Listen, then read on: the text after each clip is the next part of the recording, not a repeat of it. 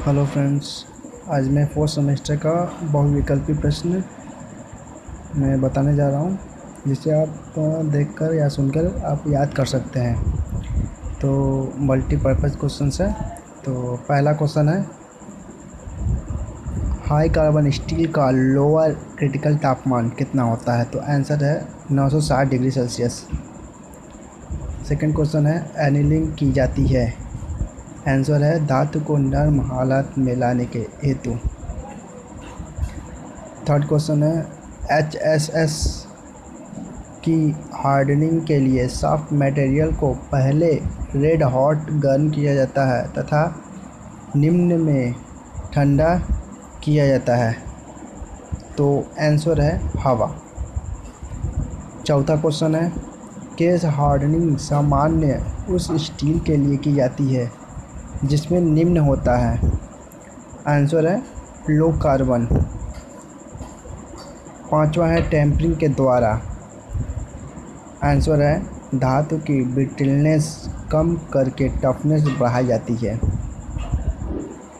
छठवां है, carbon steel को 730 डिग्री सेल्सियस तक गर्म करके धीरे धीरे उसी भट्टी में ठंडा करने की क्रिया को कहते हैं। आंसर है एनीलिंग। हार्ड स्ट्रेच वाले नट एवं बोल्ट किए होते हैं। तो आंसर है टेम्पर। आठवां, केस हार्डनिंग धातु पर किया जा सकता है। Mild steel. अधिक ब्रिटलनेस को दूर करने के लिए चीजल को किया जाता है टेम्परिंग। आंसर है टेम्परिंग।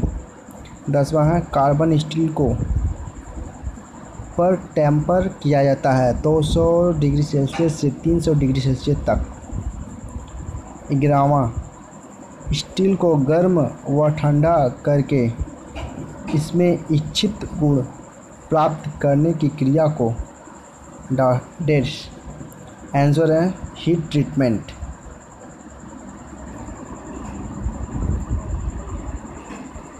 एनीलिंग की जाती है? तो आंसर है मशीनिंग के गुण को बढ़ाने के लिए। 13वां है, स्टील की मात्रा के आधार पर उचित तापक्रम तक गर्म करके धीरे धीरे रूम टेम्परेचर में ठंडा करने की क्रिया को कहते हैं नॉर्मलाइजिंग। आंसर है नॉर्मलाइजिंग। 14वां है, निम्न में से कौन सा कार्बन व लोहे का एलॉय है जिसमें कार्बन मिश्रित रूप में पाई जाती हैं? तो आंसर है स्टील। वह कौन सी विधि है जिसमें फाइन ग्रेन एक सार स्ट्रक्चर व मैकेनिकल गुणों में सुधार होता है? तो वो आंसर है नॉर्मलाइजिंग। 16वां है, यह लोहे व कार्बन का रासायनिक केमिकल मिश्रण है सीमेंटाइड। आंसर है सीमेंटाइड। 17वां, यह लोहे व कार्बन का घोल है। आंसर है ऑस्टेनाइट डी।